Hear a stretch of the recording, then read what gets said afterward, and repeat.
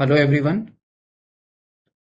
आज के इस वीडियो में मैं आपको client registration on BSc star MF कैसे करना है वो बताने वाला हूँ। एक इंडिविजुअल क्लाइंट को बीएससी स्टार एमएफ प्लेटफॉर्म पे कैसे रजिस्टर करते हैं उसके रिगार्डिंग ये वीडियो है।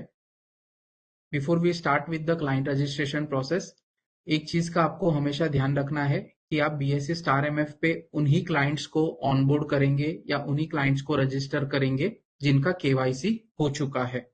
ओके, सो आज का ये जो वीडियो है that is with regards to an individual client registration in the physical mode. Okay, so option है एडमिन में, क्लाइंट डिटेल्स में, क्लाइंट मास्टर। क्लाइंट मास्टर पे आप क्लिक करेंगे। सबसे पहले लेफ्ट में जो ऑप्शन है वो है क्लाइंट कोड का। सो बीएससी में क्लाइंट कोड ऑटो जनरेट नहीं होता है। ठीक है, आपको अपने हिसाब से क्लाइंट कोड देना है। Okay, your client code can be alphabetical, it can be numerical या कॉम्बिनेशन ऑफ अल्फाबेटिक्स प्लस न्यूमेरिक्स। ठीक है, सो मैं एक एग्जांपल देता हूं आपको।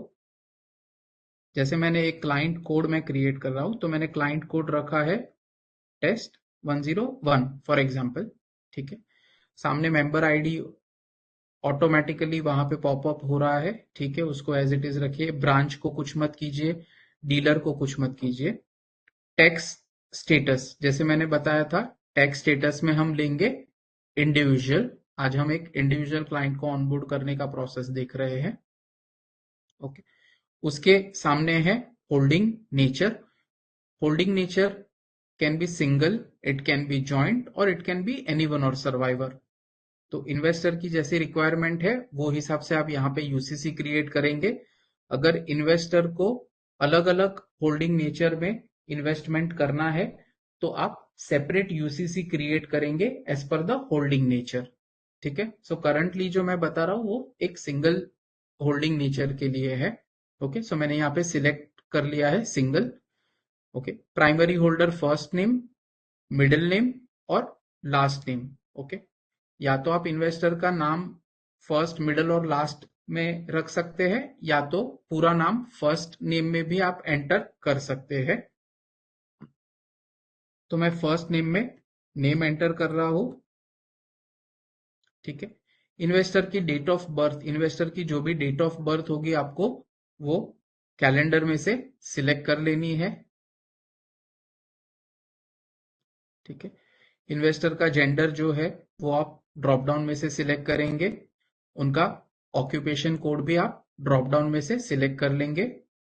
ठीक है, नीचे स्क्रॉल करेंगे नीचे की तरफ तो प्राइमरी होल्डर पैन एग्जेम्प्ट में आपको नो रखना है बाय डिफॉल्ट यहाँ। और यहाँ पे आपको इन्वेस्टर का पैन नंबर एंटर करना है, जो भी इन्वेस्टर का पैन नंबर होगा।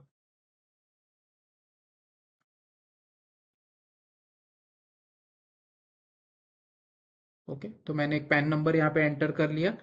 क्लाइंट टाइप में आप सिलेक्ट करेंगे physical. Physical is basically non demat client. Okay, उसके बाद का जो ऑप्शन है वो है इन्वेस्टर की बैंक डिटेल्स ऐड करने का। तो इन्वेस्टर की आप कोई भी 5 बैंक यहाँ पे ऐड कर सकते हैं। Okay, any 5 banks which the investor wants. तो मैं आपको एग्जांपल देता हूं। ओके, यहाँ पे मैंने सेविंग सिलेक्ट कर लिया। आईएफएससी कोड एक मेरा है, मैंने वो एंटर कर लिया। जैसे ही मैंने आईएफएससी कोड एंटर किया, बैंक का नाम, ब्रांच का नाम ऑटो पॉपुलेट होके आ जाता है। ठीक है, एमआईसीआर कोड, एमआईसीआर नंबर की जरूरत नहीं है, उसका कोई रेलेवेंस अभी रहा नहीं है। ओके, उसके बाद जो हम करेंगे वो है अकाउंट नंबर। तो हम यहाँ पे अकाउंट नंबर एंटर करेंगे। ये एक मैंने डमी अकाउंट नंबर एंटर कर दिया है। ठीक है, इसके बाद यहाँ पे एक डिफॉल्ट बैंक फ्लैग का ऑप्शन है। तो किसी एक बैंक का डिफॉल्ट बैंक फ्लैग हम यस सिलेक्ट करेंगे। ठीक है,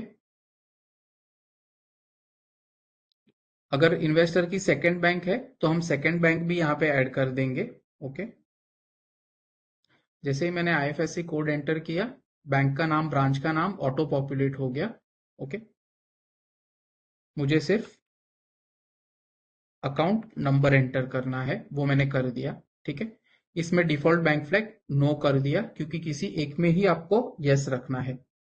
यहाँ पे एक चीज हमेशा नोट करके रखिएगा, कि इन्वेस्टर जिस बैंक से पेमेंट करेगा और नया फोलियो क्रिएट हो रहा है, तो उस नए फोलियो में जिस बैंक से पेमेंट करेगा वही बैंक उनके फोलियो में भी कैप्चर होगी।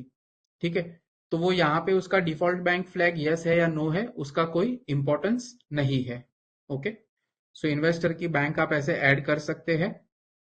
गोइंग अहेड, यहाँ पे आपको इन्वेस्टर का एड्रेस ऐड करना है, तो यहाँ पे मैं क्विकली यहाँ पे इन्वेस्टर का एड्रेस ऐड कर रहा हूं।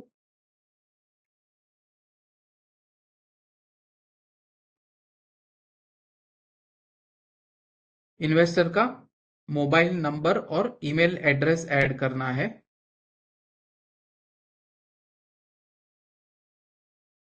ओके, और उसका जो भी डिक्लेरेशन है वो आप यहाँ पे ड्रॉप डाउन में से सिलेक्ट कर लेंगे। अगर इन्वेस्टर खुद का ही मोबाइल नंबर और खुद का ही ईमेल एड्रेस यूज कर रहे हैं तो आप सेल्फ लिखेंगे, सेल्फ सिलेक्ट करेंगे। अगर वो किसी और फैमिली मेंबर्स का यूज कर रहा है तो आप अकॉर्डिंगली फ्लैग्स सिलेक्ट करेंगे। ठीक है, नॉमिनी का नाम, तो यहाँ पे जो भी नॉमिनी का नाम आपको एंटर करना है इन्वेस्टर के लिए वो आपने यहाँ पे एंटर कर लिया। ओके, जो भी उनका रिलेशन है वो आपने यहाँ पे ड्रॉप डाउन में से सिलेक्ट कर लिया। Applicable percentage, nominee minor flag no है। ठीक है, प्राइमरी होल्डर केवाईसी टाइप, इसको आप हमेशा केआरए कंप्लायंट ही सिलेक्ट करेंगे। Always select KRA compliant.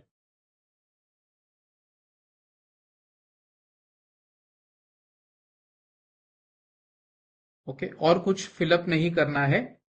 ये हो गया हमारा first page, client registration entry का फर्स्ट पेज। हम नेक्स्ट पे चले जाएंगे। ओके, यहाँ पे ऑप्शन है nomination opt, nomination authentication mode और नॉमिनी वन पैन नंबर। तो नॉमिनेशन ऑप्ट का मतलब क्या है कि अगर हमने यूसीसी में नॉमिनी रखा है, अगर हमने यूसीसी में नॉमिनी रखा है तो हम नॉमिनेशन ऑप्ट को यस करेंगे और नॉमिनेशन ऑथेंटिकेशन मोड में सिलेक्ट करेंगे ओटीपी ऑथेंटिकेशन। इसका मतलब कि इन्वेस्टर को एक ओटीपी जाएगा and investor has to do the authentication via OTP.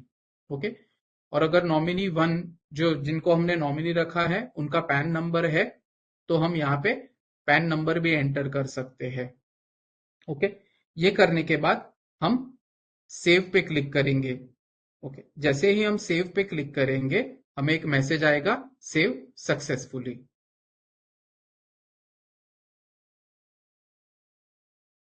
हो गया। हेलो।